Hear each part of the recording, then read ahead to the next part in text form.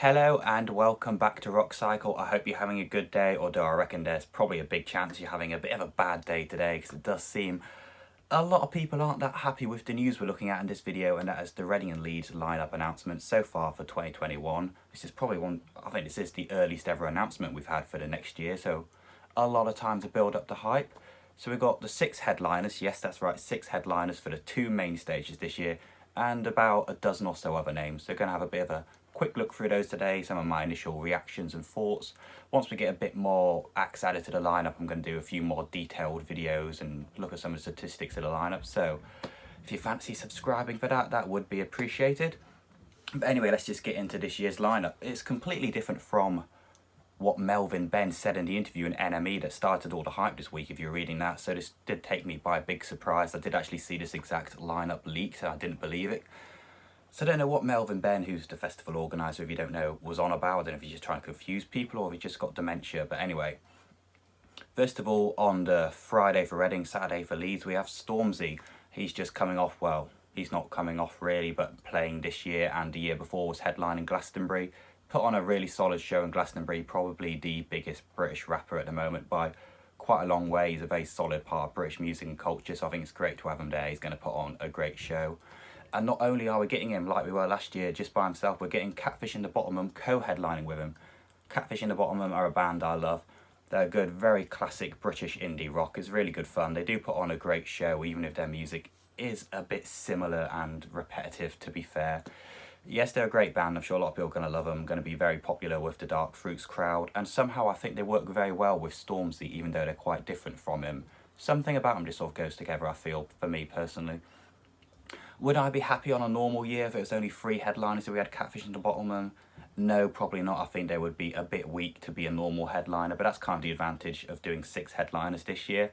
So I'm not going to be complaining about them at all. If you're not that big a fan of them, just look at them as a glorified sub-headliner, because they'd be a pretty solid sub-headliner. Anyway, on to the next day. The Saturday at Reading's, what day is it at Leeds? I can't read this. Sunday at Leeds. And we have Post Malone playing the festival for technically the 3rd year in a row. Now, I think this is the first time ever where technically the same person has headlined 2 years in a row, if you aren't counting 2020. Now, maybe they can just about get away with that when there is so many other headliners, so it's not that much of a problem, and when Post Malone is one of the biggest artists in the world. Last time he played at Leeds Festival when I saw him, it was absolutely amazing. He put on a great headline show, even though I was pretty tired by that point on Sunday evening. I did really enjoy it, so I'll be looking forward to seeing him again. He's meant to have a new album out within the next year, so that's going to be great to see that live. I kind of think Post Malone, even though he's not really traditional Reading and Leeds act, I think he's the perfect act for the modern era of the festival. He combines the rap side of the music and some of the rock inspirations in his music. It sort of combines those two halves of the festival and unites them together. I think it's really well, and he puts on a great live show, so I'm very happy to see him there. Then also on that night we have Disclosure. Now, Disclosure did headline it a couple of years ago, and to be honest, they were one of the worst headliners I ever saw, but I think that was because I was right at the back and it was absolutely pissing it down that night, so I did not have a good time. And to be entirely honest, I kind of forgot Disclosure were a group. Like, yeah, they had a lot of big songs around the time they headlined last time, and yeah, it would be good to have a lot of throwback songs. I had a look, and they are still doing new music, so maybe it's just me who's been living under a rock or a cave, but I just don't really feel they're as relevant as they are now. So again, I think they are a bit of a weaker headline. I guess that's why it looks like they are technically sub-headlining that day. And again, like with Catfish and the Bottlemen, I would be a bit annoyed and disappointed if they were just solo headlining. But with them co-headlining, well, technically co-headlining, but it doesn't seem to be called co-headliners this year. They seem to be saying they're headliners in their own right. With that, I think I'm fairly happy with them. They do have a few interesting throwback songs, I guess, even though if you can call 3 or 4 years ago throwback. A bit sort of dance pop, UK house and UK garage. It's quite enjoyable music. It'll be good fun. Hopefully it doesn't piss it down this year. But knowing our luck with British weather, there's a solid chance of that.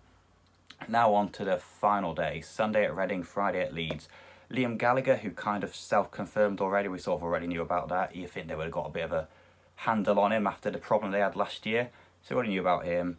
Yes, some people call him a bit dull, but he does have 2 decent albums, both went to #1 in the UK, and even if you're not a fan of his solo work, singing along to the Oasis classics will be the highlight of the festival. When everyone's there, singing Wonderwall, hugging your mates, it's a good time. It's music everyone knows, it's music everyone can sing along to.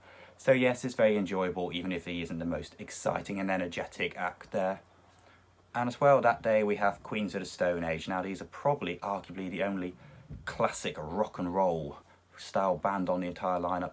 Very solid, straightforward guitar and drums given me, oh god say, this is why I don't normally do these in one take. Guitar and drums driven music. They'll make for a great live show. I haven't actually seen them myself, I've seen lots of great things about them. It'll be good fun to be down in the mosh pits for them. So there's our 6 headliners there. I think objectively they are quite good. I think there's definitely someone for all different music tastes. I think most people maybe not happy with all of them, but I reckon most people will be happy with 1 or 2 hopefully. But let me know down in the comments what you think of that, whether you like them or dislike them.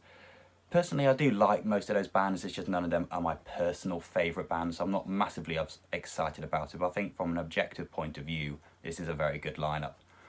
Anyway, on to some of the sub-headliners, I guess another big acts there. We've got Lewis Capaldi. Very glad he is not headlining like a lot of people were rumouring and theorising that it could be. Lewis Capaldi does have a lot of good music, this sort of sappy, slow songs. They're fun and enjoyable, and I do like his music. I haven't seen him live, so I am speculating, but it doesn't seem like music that will translate well for a festival atmosphere to me.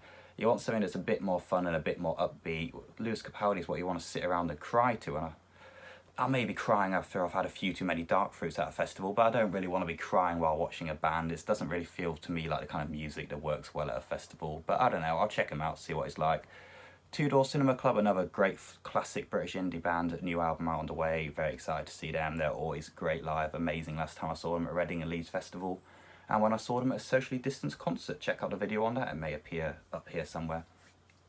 AJ Tracey again, another one of the hottest British rap artists at the moment, although you could kind of say it's a bit more house, I guess. Very enjoyable music, I think a lot of people like him. He was meant to be there last year, he definitely deserves to be rolled over again from last year to this year. That Baby, yeah, for the people a bit more fans of the American SoundCloud rap rather than the British rap. Doja Cat and Mabel finally representing some women on this lineup. Seems to be a very big lack of women on here so far, which is a bit of a disappointment. But yeah, Doja Cat, very popular right now, very hot artist. I was very surprised she wasn't on the lineup last year.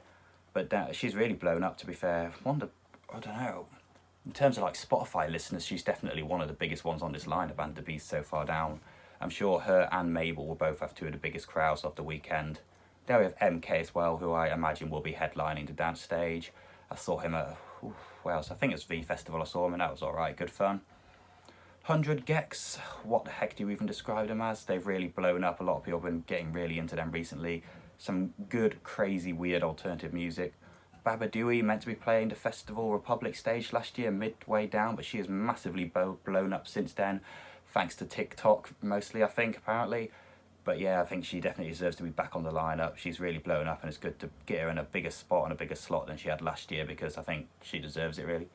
Fever 333, one of the only other heavy acts on the lineup. Sort of very good rap rock music. If you're someone who's been disappointed by No Rage Against the Machine returning this year, I'd definitely recommend checking out Fever 333 because then they are quite similar. Then Lyra, I don't really know anything about, and Sophie Tucker, I don't really know anything about personally. And Madison Beer, that was a bit of a surprise one. I guess it's a bit of an interesting one to have on there. But yeah, that's what I guess was what you get these days. You get a few completely left field acts on there. So overall, my thoughts on this lineup. Oh, it's not the best lineup they've ever had, but I think there's definitely a fair few enjoyable acts for the few we have so far. I think there's lots of interesting things out there. It's going to be very interesting to see how these dual headliners work on each day. But let me know, what are your thoughts about the lineup? Do you like it? Do you dislike it? Are you a bit more in the middle like me? Let me know down in the comments. As always, like, share, subscribe, your typical YouTube shit. You may want to stick around and subscribe on the channel, as we'll have a lot more Reading and Leeds Festival content coming up, where it won't be just one of these rushed videos. I'll do a bit more of an in-depth video in the future. So yeah, I'll see you in the next video. Bye bye.